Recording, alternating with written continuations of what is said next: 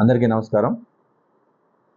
ఈ నెల 15వ తారీఖు నాడు ఉదయం 9:15 జై భవానీ టిఫిన్ సెంటర్ దగ్గర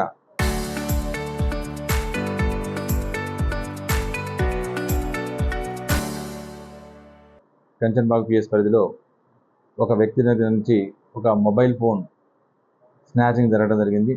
దానికి సంబంధించి ఆ యొక్క బాధితుడు నజీర్ అహ్మద్ అక్కడి నుంచి 100 డైల్ కాల్ చేయగా ఇమ్మీడియట్గా కంచన్బాగ్ పోలీస్ స్టేషన్ నుంచి సిబ్బంది అక్కడికి వెళ్ళి అతని ద్వారా అక్కడి నుంచి జరిగిన సంఘటన గురించి ఫిర్యాదు తీసుకోగా అతను చెప్పినటువంటి విషయం ఏంటంటే, అతను టిఫిన్ కోసం అని చెప్పేసి జై భవానీ టిఫిన్ సెంటర్కి వచ్చి టిఫిన్ తీసుకొని వెళ్తున్న సందర్భంలో ఒక ఇద్దరు వ్యక్తులు అతని వెనుక నుంచి వచ్చి బైక్ పైన వచ్చి అతని దగ్గర ఉన్నటువంటి Galaxy Z fold 5 Samsung company యొక్క మొబైల్ ఫోన్ని స్నాచింగ్ చేసుకొని తీసుకుపోవడం జరిగిందని చెప్పడం జరిగింది. అటు యొక్క సమాచారంపై అక్కడనే ఫిర్యాదు తీసుకొని ఆన్ సైట్ ఫిర్యాదు నమోదు చేసుకొని అక్కడనే ఎఫ్ఐఆర్ చేసి దర్యాప్తు ప్రారంభించడం జరిగింది.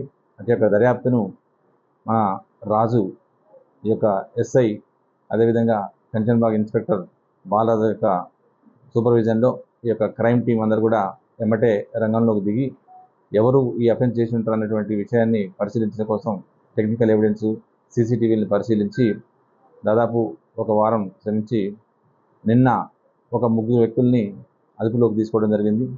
అందులో ఒక వ్యక్తి నరేష్, ఇతను చీపురుపల్లి విజయనగరం డిస్టిక్, అదేవిధంగా బాణాల అరుణ్ కుమార్, ఇతను జగద్గుట్ట ఏరియాలో ఉంటాడు. ఇంకో వ్యక్తి వచ్చేసి చిరంజీవి, ఇతను దోన్ ఆంధ్రప్రదేశ్ అక్కడ చెందినటువంటి వ్యక్తి. ఈ ముగ్గురిని పట్టుకొని విచారించగా తెలిసింది ఏంటంటే, వీరందరూ కూడా ఒక గ్యాంగ్గా ఫామ్ అయ్యి వీరు బిజీ ప్లేస్లలో హోటల్స్, బస్ స్టాండ్ ఆ ప్రదేశాల్లో తిరుగుతూ పబ్లిక్ని అటెన్షన్ డైవర్షన్ చేస్తూ వాళ్ళ దగ్గర ఉన్నటువంటి విలువైనటువంటి ఫోన్లని తస్కరించడం, దొంగతనం చేయడం జరుగుతుంది.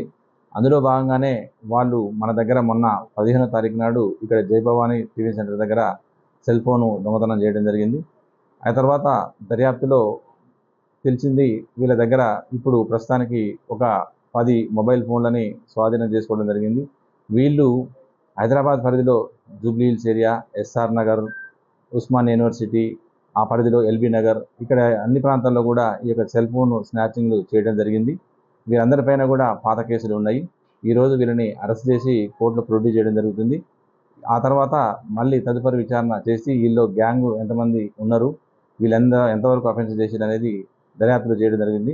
ప్రైమరీగా మాత్రం మాకు దాదాపు ఒక 1000 ఫోన్ల వరకు వీళ్ళు 2018 నుంచి ఇప్పటి వరకు దొంగతనం చేసినట్టు తెలుస్తుంది. వీటన్నిటిని కూడా తదుపరి విచారణలో ఎంక్వైరీ చేసి దీని వెనక ఎవరున్నారు అనేటువంటి విషయాన్ని తెలుసుకోవడం అని జరుగుతుంది. Thank you. ప్రస్తుతానికైతే ఫోన్లు మాత్రమే దొంగతనం చేసినట్టు తెలుస్తుంది. తర్వాత దర్యాప్తులో ఇంకా వీళ్ళు ఏమైనా ఫోన్లతో పాటు మాకు తెలిసిందంటే, ఫోన్లలో ఈ రోజుల్లో దాదాపు అందరూ కూడా ఈ యొక్క ఆన్లైన్ పేమెంట్ని గూగుల్ పే, ఫోన్పే వాడటం జరుగుతుంది. అయితే దాంట్లో నుంచి కూడా డబ్బులు తీసినటువంటి సందర్భం ఉన్నట్టుగా తెలుస్తున్నది. అది కూడా విచారణలో తెలుస్తుంది. పబ్లిక్కి పోలీస్ శాఖ తరఫున రిక్వెస్ట్ ఏంటంటే, ఎప్పుడైనా ఒకవేళ మొబైల్ ఫోన్ కనుక పోతే ఇమీడియట్గా వాళ్ళ యొక్క సిమ్ని బ్లాక్ చేయించుకున్నట్లయితే అందులో ఉన్నటువంటి ఏదైతే గూగుల్ పే కానీ, ఫోన్పే కానీ బ్యాంక్ అకౌంట్కు కనెక్ట్ అయిన మొబైల్ నెంబరు ఏదైతే బ్లాక్ చేయించితే తర్వాత దాంట్లో నుంచి బ్యాంక్ నుంచి అమౌంట్ పోకుండా ఉంటాయి. కాబట్టి ఇమీడియట్గా ఆ సిమ్ను బ్లాక్ చేయాలని కోరుతున్నాం. అయితే ఈ యొక్క కేసును దర్యాప్తు చేసి ఈ యొక్క కంచన్బాగ్ ఇన్స్పెక్టర్ బాలరాజు, అదేవిధంగా ఎస్ఐ రాజు, ఈ యొక్క క్రైమ్ టీం అందరికి కూడా మా డీసీపీ గారు, అందరు సిపి గారు కూడా చాలా మెచ్చుకోవడం జరిగింది. వీరందరికీ కూడా రివార్డ్ కోసం ప్రపోజల్ పంపడం జరుగుతుంది. వీళ్ళందరూ కూడా జల్సా కోసం ప్రస్తుతానికి ఆల్రెడీ వీళ్ళందరి మీద కూడా పాత కేసులు ఉన్నాయి. 2018 నుంచి ఉన్నాయి. 18, 20 పోయొచ్చారు.